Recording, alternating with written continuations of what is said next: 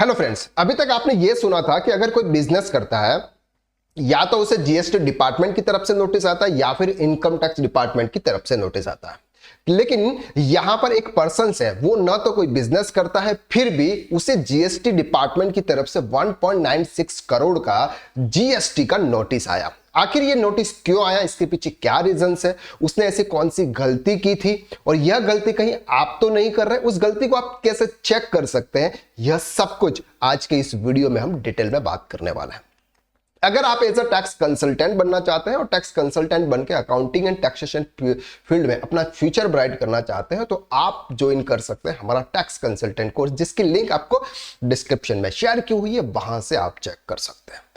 सबसे पहले बात करते हैं हम कि एक पर्सन है और यह जो केस है, यह केस है गुजरात के पाटन जिले का, जहां पर एक लेबर यानी कि मिस्त्री का काम करता है जो कि महीने के 15 से 16 हजार रुपए की इनकम जनरेट करता है।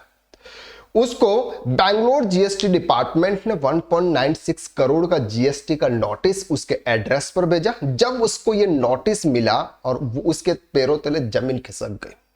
अब वो दौड़ा दौड़ा किसी चार्टर्ड अकाउंटेंट या वकील के पास में गया और जब उसको ये नोटिस बताया तो उसने उसके पैन कार्ड से चेक किया कि उसके पैन कार्ड से जीएसटी के रजिस्ट्रेशन कितना है।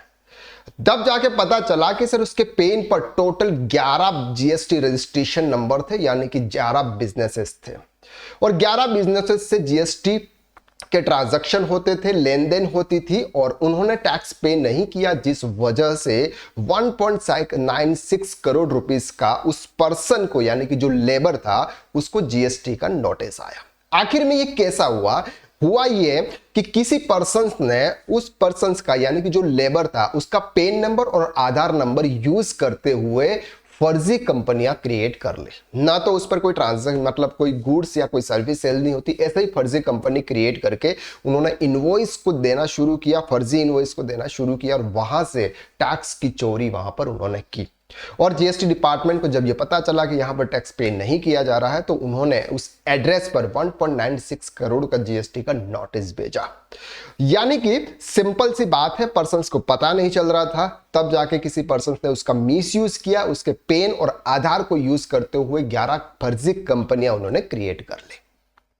तो कहीं आपका पेन या फिर आपका आधार नंबर यूज करते हुए कोई और पर्सन तो आपके नाम पर कोई कंपनी क्रिएट नहीं कर रहा है जो कि आपको पता भी नहीं है।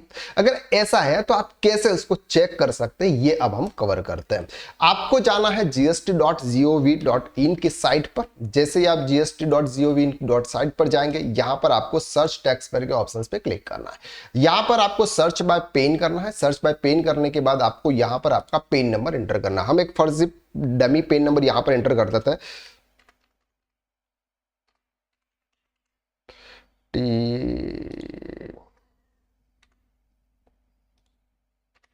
एंड 393533।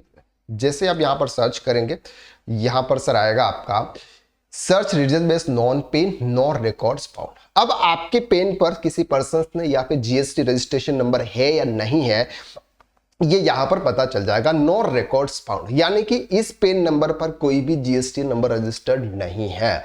तो आप इस तरह से चेक कर सकते हैं कि कहीं आपके नाम का यूज तो कोई और पर्सन नहीं कर रहा है, क्योंकि आजकल साइबर क्राइम बहुत होते जा रहे हैं। कोई पैसा विड्रॉल कर रहा है बैंक अकाउंट से तो कोई फर्जी आधार और पेन नंबर यूज करते हुए कंपनी क्रिएट करके जीएसटी का घोटाला कर रहा है। तो यह न्यूज बहुत इंपॉर्टेंट थी। आप भी इस तरह से अपने एक बार अपने पेन से चेक कर लीजिएगा कि आपके पेन पर तो कोई जीएसटी रजिस्ट्रेशन है या नहीं है। आई होप कि इस वीडियो के अंदर हमने जो भी इंफॉर्मेटिव न्यूज को कवर किया बहुत इंपॉर्टेंट थी और सबके लिए बहुत जरूरी है। अगर इस वीडियो को अगर आप ज्यादा से ज्यादा शेयर करेंगे तो सबको पता चलेगा कि सर ऐसा भी होता है। तो आज के लिए बस इतना, नेक्स्ट वीडियो में फिर मुलाकात करते हैं। जय हिंद।